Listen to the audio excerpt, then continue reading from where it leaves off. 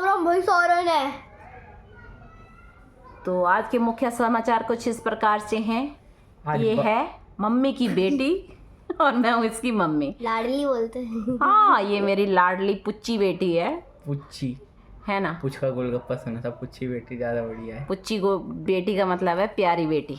ठीक है, पुच्छ का गोलगप्पा, इस हिसाब से पुच्ची बेटी कर दो। तो टॉपिक से हटा मत। आज का हमारा टॉपिक है, आज के हमारे मुख्य समाचार कुछ इस प्रकार से हैं। आज 12 अक्टूबर है। आज है हमारी मैरिज एनिवर्सरी, मतलब शादी की सालगिरह। तो आज हम शादी की सालगिरह के टॉपिक को याद करके, अपने पुराने मोमेंट्स को याद करके एक वीडियो बना रहे हैं। क्योंकि पहले के टाइम में क्या होता था कि जब शादी होती थी तो एल्बम बन जाती थी, वीडियो बन जाती थी, काम हो गया, है ना।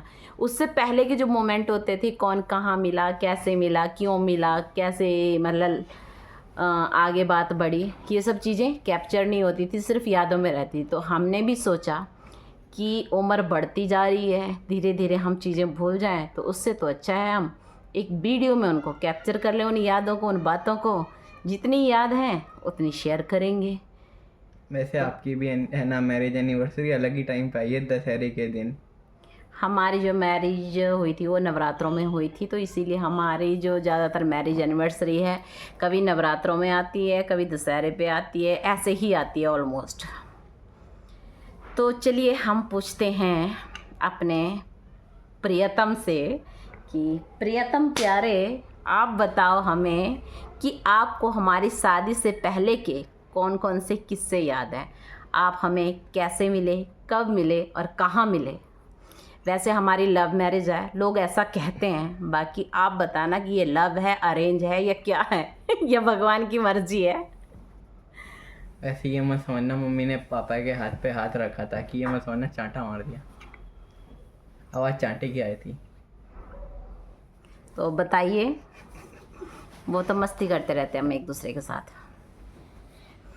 आपको याद है हमारी पहली मुलाकात कहाँ हुई थी? हाँ बिल्कुल याद है। तो आप प्रकाश डालेंगे ज़रा? हाँ जी बिल्कुल डालेंगे प्रकाश। हाँ डालिए। पहली मुलाकात में ऐसा कुछ जज्बात नहीं था दिल में हमारे, लेकिन ये हमारे थोड़े शायर भी हैं, शायरी अंदाज में कहते हैं। जज्बात कब जाग गया दिल में हमारे तुम्हारे इश्क का, कब हमारे दिल में वो सर पे चढ़कर बोलने लगा और हम पहली मुलाकात में आपको अपना दिल दे बैठे और पता ही नहीं चला। वाह क्या बात है। तो चलिए हम बताते हैं। किस्सा कुछ इस तरीके से है, इसी को हम गाने की टाइप में भी बोल सकते हैं। किस्सा कुछ इस तरीके से है कि जब ये हमसे पहली बार मिले तो किसी लड़की के थ्रू मिले। हम एक्चुअल में एक स्कूल में जॉब करते थे टीचिंग की, तो वहाँ पे उस टाइम जो है वैकेंसी निकली हुई थी, तो लड़कियाँ वगैरह जॉब के लिए आ रही थी। तो इनकी मुलाकात जो होती है, एक लड़की मार्केट से बिल्कुल पैदल जा रही थी, तो उससे होती है, तो इनको ये लगता है कि भाई कुछ डाउटफुल बात है। तो इनके साथ एक इनके फ्रेंड भी होते हैं जो पुलिस में होते हैं। तो वो लड़की क्या करते हैं, उस टाइम एक्चुअली में एड एजेंसी में मेरा नंबर गया हुआ था, मोबाइल नंबर। तो मेरे को कॉल करते हैं कि ऐसे ऐसे एक लड़की आ रही है और ऐसे ऐसी बात है। तो इनको लगा कि मैं हूँ एक न्यूज़ रिपोर्टर, तो मैं भी चलो बनाता हूँ एक अच्छी सी व्यू और लेता हूँ एक न्यूज़। मतलब पापा को लगा एक स्कूल टीचर न्यूज़ रिपोर्टर है।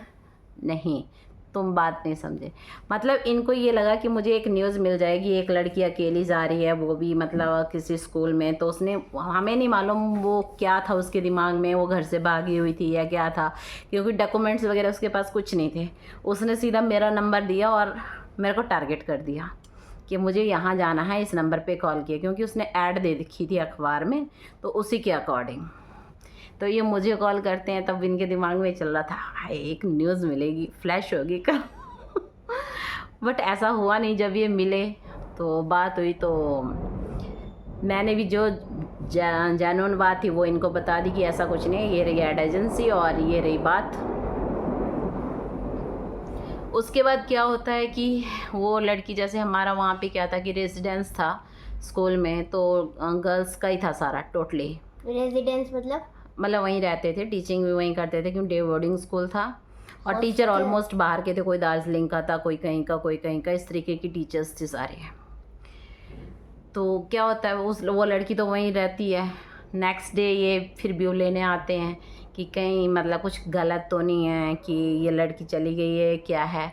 फिर उस लड़की से मिलते हैं, तो जैसे ही ये उस लड़की से मिलते हैं, 1-2 बार उससे बात करते हैं, वो लड़की इनको प्रपोज कर डालती है। वो कहती है मुझे आपसे शादी करनी है, मुझे यहाँ से निकाल दो। जब भी उनसे बात करते हैं, क्योंकि क्राइम रिपोर्टर थे तो क्राइम वाला माइंड ज़्यादा चलता है, तो खोजी में सारी बातें उससे निकलवा ली कि तुम कहाँ की हो, कौन तेरे पेरेंट्स हैं, क्या है। बना दी न्यूज़ नहीं बनाई, क्योंकि किसी की बेइज्जती करना अच्छी बात नहीं होती, इसीलिए मैं भी नाम नहीं लूँगी। ना मैंने स्कूल का नाम लिया, ना मैंने उस लड़की का नाम लिया। जगह का नाम भी बता दो। नहीं, जगह का नाम भी नहीं बताना चाहिए। जगह का नाम तो बता दो। मतलब NCR की कोई जगह थी, बस इतना बता सकते हैं। NCR के आसपास का एरिया। NCR कोई जगह है? तो उसके बाद जो है वो लड़की जब बता देती है, तो वो सोचती है कि इन्होंने कहा कि ठीक है, अगर तो सही नहीं बताएगी तो तुझे हम नारी निकेतन भेज देंगे, क्योंकि पुलिस वाले तो ऑलरेडी इनके साथ इन्वॉल्व थे। तो उसने कहा कि नहीं, मुझे नारी निकेतन नहीं जाना, मैं तुमसे शादी कर लेती हूँ। क्यों हुआ था ऐसा? जी जी बिल्कुल ऐसा ही हुआ। तो उसके बाद जो है 1 आध बार 2 बार इन्होंने दोबारा से फ़ोन किया, तो जब इन्होंने बताया कि ऐसी ऐसी सिचुएशन है, ये लड़की घर से भागी हुई है, तो मैंने भी इनसे एक ही बात कही। मैंने कहा ठीक है, आपने ही ये गले की घंटी मेरे गले में बांधी थी, है ना, आप ही इसको लेके आए थे, अब आप इस घंटी को आप ही खोलो। तो इन्होंने ना उस बात को मेरी को मजाक ले लिया कि मैंने मजाक किया। फिर क्या हुआ कि उसके पेरेंट्स को बुलाते हैं, उसके मतलब रिलेटिव्स वगैरह आते हैं, तो उसको उनके हैंड ओवर कर देते हैं। तो मतलब मेरे समय एक्चुअल में रीज़न ये था कि मैं उसको कह रही थी कि चल तेरे डॉक्यूमेंट्स, उसने कहा मेरे डॉक्यूमेंट्स खो गए हैं, तो मैंने कहा चलो FIR करवा देते हैं, तो उसके लिए भी एग्री नहीं हुआ, तो इसलिए डाउट हुआ। तो मैंने कहा ये तो गले में घंटी हो गई। तो फिर ये वही वाली बात आती है कि मैंने इनको यही बात कही कि भाई ये गले में जो घंटी बांधी है, इसको खोलो या लेके जाओ यहाँ से। उसके बाद वो मैटर सॉल्व हो गया, वो मतलब लड़की अपने घर चली गई। फिर हमारी ऐसी कोई बात नहीं हुई, तकरीबन 15-20 दिन तक हमारी कोई बात नहीं हुई, ना कोई किसी को कॉल किया, ना कांटेक्ट, कुछ नहीं, ऐसा कुछ भी नहीं हुआ। 15-20 दिन के बाद जनाब अप्रैल के महीने में मैसेज भेजते हैं इंडिपेंडेंस डे का, क्योंकि उस टाइम जो होता है व्हाट्सअप नहीं चलते थे, सिर्फ टेक्स्ट मैसेज चलते थे। तो पहला 2 मैसेज भेजे इन्होंने, 5:30 से 6 के बीच का टाइमिंग था।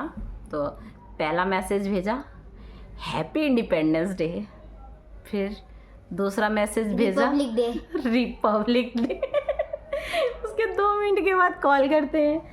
रिपब्लिक डे भेजने के 2 मिनट बाद अब कॉल करके आप बता दो कि आपने क्या बोला था। मैंने बोला था जी मैं आपसे मिलना चाहता हूँ। आवाज़ क्लियर नहीं आएगी, थोड़ा सा उठ के बोल दो। मैंने बोला था कि मैं आपसे मिलना चाहता हूँ। तो मैंने इनसे कहा कि ठीक है, ऐसे तो मैं कहीं नहीं मिलूँगी, आप स्कूल में आ जाइए, हम स्कूल में मिल लेते हैं। तो फिर ये स्कूल आते हैं और स्कूल में मिलते हैं। तो मैंने इनसे कहा कि ठीक है, बताइए क्या काम है, क्यों मिलना है, कि भी मैटर तो वो गले की घंटी तो सॉल्व हो चुकी है। तो लोग क्या करते हैं, जब फर्स्ट टाइम में किसी से मिलते हैं तो उसका हाल चाल पूछते हैं, उसके बारे में जानकारी लेते हैं, कैसे हो, मतलब मुझे आप पसंद हो या कुछ इस तरह करते हैं। हाँ, मतलब कुछ अपनी ये करते हैं, सामने वाले को इम्प्रेस करने की बात करते हैं। इन्होंने तो ना सीधा पता क्या किया, जैसे ना आज रावण दहन में बम फोड़ रहे हैं ना, वैसा बम फोड़ दिया सीधा ही। क्या कहा, मुझे आपसे शादी करनी है। ऐसे मुझे तुमसे शादी करनी है सेलोरीटा। अब उसके बाद मैंने कहा है, तो फिर मैंने आपसे क्या कहा था ये भी बता दो ज़रा। आपने कहा था कि मेरे पिताजी से बात करो, अगर वो एग्री करेंगे तो ही मैं आपसे शादी करूँगी। हाँ, मैंने यही कहा था। मैंने कहा अगर मेरे पेरेंट्स एग्री करते हैं तो मैं आपसे शादी करूँगी, अदरवाइज़ नहीं। क्योंकि उस टाइम तक ना ही मेरे दिमाग में ऐसा था कि शादी करनी है, क्योंकि कोई एकदम से किसी के सर पे आके बोले अगर कोई आई लव यू बोले तब तो ठीक है, ये जी सर फिराए बोल दिया अगर कोई सीधा ये कहे भाई मुझे शादी करनी है, तो फिर बात तो कुछ टेढ़ी सी हो जाती है कि असमंजस्य वाली होती है कि चक्कर क्या है। तो ऐसा मेरे दिमाग में कुछ भी नहीं था। तो इसीलिए हमने जो है, मैंने क्या किया, मैंने कहा ठीक है आप मेरे पेरेंट्स से बात करो। मैंने इनको अपने घर का नंबर दे दिया, क्योंकि उस टाइम जो है मोबाइल कम होते थे, गांव वगैरह में लैंडलाइन होते थे, तो हमारे घर में भी लैंडलाइन नंबर लगा हुआ था। तो इन्होंने लैंडलाइन पे मेरे फादर से बात की। तो मेरे फादर का पहला जवाब आता है कि इन्होंने, मुझे नहीं मालूम किस वे से बात की, क्योंकि वो मेरे सामने तो की नहीं थी। तो मेरे फादर ने कहा कि ठीक है चलो देखते हैं, बात करते हैं, सोचते हैं अभी। पापा ने ऐसा 2-3 दिन के बाद इन्होंने दोबारा फ़ोन कर दिया। तो इन्होंने मतलब 2-3 बार किया, 4 बार किया, हालांकि मेरी इतनी बात नहीं होती थी उस टाइम इनसे। तो इन्होंने उनको एग्री कर लिया। उसके बाद स्कूल की छुट्टियां पड़ जाती हैं, मैं चली जाती हूँ अपने घर। तो टीचर की भी छुट्टियाँ? हाँ, टीचर की भी तो छुट्टियां होती हैं, सब कुछ ये होती हैं। तो उसके बाद जब हम अपने घर चले जाते हैं, तो घर पे जाने के बाद ज़्यादा बात तो नहीं होती हमारी, पर क्योंकि पीएनटी था तो कभी कभार हमारी बात हो जाती थी, हेलो हाय कैसे हैं, ठीक है। ये मतलब वही कि मई में और जून में मुश्किल से हमारी 5-10 बार बात हुई होगी, इससे ज़्यादा नहीं। फिर पता नहीं मेरे घर वालों को भी क्या लगा, तो उन्होंने कहा कि चलो ठीक है लड़के से मिल लेते हैं। फिर मेरे फादर आते हैं इनसे 21 जून को मिलने। फिर इनसे बात करते हैं, तो वो एग्री कर जाते हैं कि ठीक है। तो जो लड़के को शगुन वगैरह देना होता है तो वो उस टाइम दे देते हैं। फिर क्या होता है, हम स्कूल वापस नहीं आते हैं, मैं अपने घर पे रुक जाती हूँ। फिर 1-2 दिन का काम था सैलरी वगैरह से रिलेटेड, उसके लिए आती हूँ, फिर मैं वापस चली जाती हूँ। तो तब इनसे मेरी फ़ोन पे बात होती है। तब इन्होंने मेरे से कहा था, कुछ कहा था, तो मैंने इनसे कहा, मैंने कहा ठीक है मेरे से मिलना हो तो मेरे घर आना यही कहा था ना कि मेरे से मिलना हो तो मेरे घर आना। तो उस वक्त पापा की एज क्या थी? एज सेम ही होती है, एज का क्या मतलब है। तो इन्होंने कहा कि इन्होंने मतलब कुछ नहीं बोला। फिर मतलब ये क्या है, 15 जुलाई को हमारी सगाई हुई थी, तो ये 15 जुलाई को सीधा हमारे घर पहुंच गए सगाई करने। 21 जून को वैसे मतलब जैसे रिश्ता पक्का करते हैं, लड़के को एग्री करते हैं, वो किया था। फिर 15 जुलाई को हमारी सगाई हुई थी। तो 15 जुलाई को सगाई हो के 12 अक्टूबर को हमारी शादी हो गई थी। तो हमारा जो लव मैरिज कहो, अरेंज मैरिज कहो, या कोई सा भी मैरिज कहो, या भगवान की असली कृपा कहो, हमारी 6 महीने में कंप्लीट हो गई थी। सिर्फ 6 महीने? हाँ, अप्रैल में मिले और अप्रैल से लेके सीधा अक्टूबर में शादी। और मैं भी अप्रैल में टपका था। तो तू 2 साल के बाद आया था भाई, तू इतना भी क्यों फेंक रहा है? पर आए तो अप्रैल में ही था। तो गुमराह मत कर लोगों का, लोग सोचेंगे जब मम्मी की शादी हुई थी उसके 1 महीने बाद मैं टपक गई, मतलब उसके एक, तो इससे 5 साल छोटी है मतलब बुद्धि। 1 नवंबर में तो मैं इस तरीके से हमारी शादी हुई थी। तो शादी के बीच में जो ये 6 महीने का टाइम पीरियड था, इसमें हम एक दूसरे से इतने नहीं मिले थे जैसे लोग कहते हैं कि भाई हाँ, हालांकि सबकी नज़र में सब हमें ये कहते हैं कि तुम्हारी लव मैरिज है, तुम एक दूसरे को पहले से जानते थे या जो भी कुछ है। तो फैक्ट ये है कि एक बार हमने शिकंजी पी थी, एक बार कोल्ड कॉफ़ी पी थी, और एक बार लंच किया था। इसके अलावा इन 6 महीनों में हम इनसे नहीं मिले। और जब हमारी सगाई हुई थी, तो सगाई के बाद जब मतलब शादी के लिए कपड़े वगैरह ख़रीदते हैं, तब हम कपड़े ख़रीदने आए थे दिल्ली, मैं और मेरी मम्मी, तब हमारी मुलाकात हुई थी। उसके अलावा हमारी और इनकी कोई मुलाकात नहीं। हाँ, फ़ोन पे इतनी बातें ज़रूर हुई हैं कि उन 3 महीनों में इनके फ़ोन का जो बिल था वो क्या था जनाब, बताएंगे आप ज़रा? 3 मंथ का था 28,000। इतने कॉल?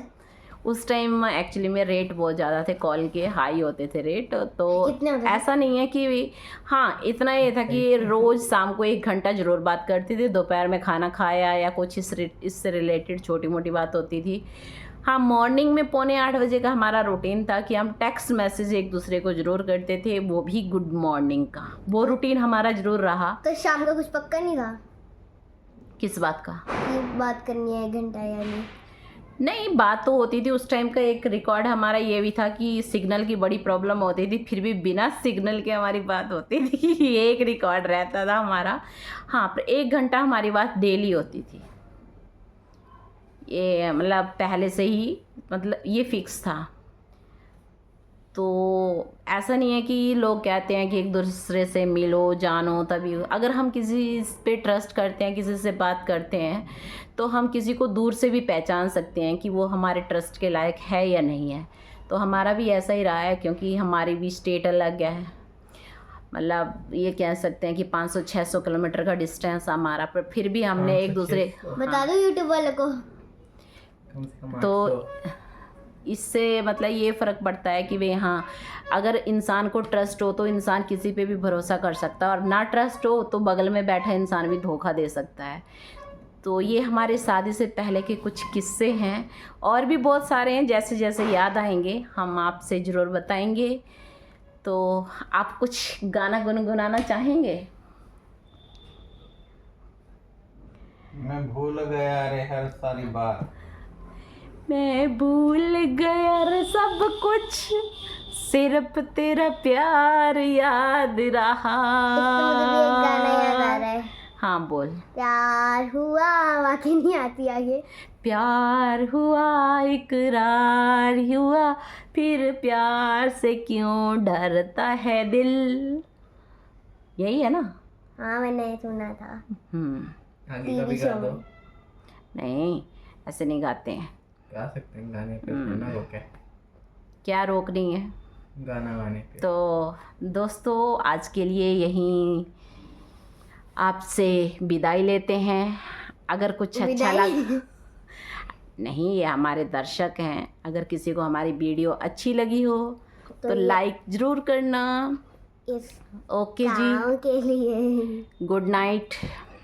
Sweet dream. आपका दिन अच्छा रहे, और हाँ, सबसे अच्छी बात, happy Dussehra. Good night all of you. नहीं, गुड नाइट नहीं, बाय बाय। आप भी बाय बोल दो जनाब। Bye bye. ऐसे गुड नाइट। बाय। अगली जो हमारी वीडियो रहेगी उसमें हम, नेक्स्ट टॉपिक हमारा रहेगा हमारी शादी के बाद का कुछ स्ट्रगल, कुछ शादी से पहले के किस्से जो अभी हम भूल गए हैं, याद नहीं आ रहे हैं, क्योंकि जैसे जैसे इंसान की एज बढ़ती है ना, वैसे वैसे उसकी पुरानी बातें थोड़ी थोड़ी दिमाग में कमज़ोर होने लग जाती हैं। इसलिए जो भी अच्छी अच्छी बातें होंगी, बुरी बातें होंगी, वो भी शेयर करेंगे। ऐसा नहीं है, वैसा बुरा कुछ नहीं था। हाँ, थोड़ा सा एक दूसरे को इंसान दूर होता है तो दिमाग में रहता है। गुड नाइट नहीं, good morning, good evening and good afternoon. सबसे बढ़िया है सबको राम राम जी, जय सीताराम। राम राम। सोरन है। सोरेन है।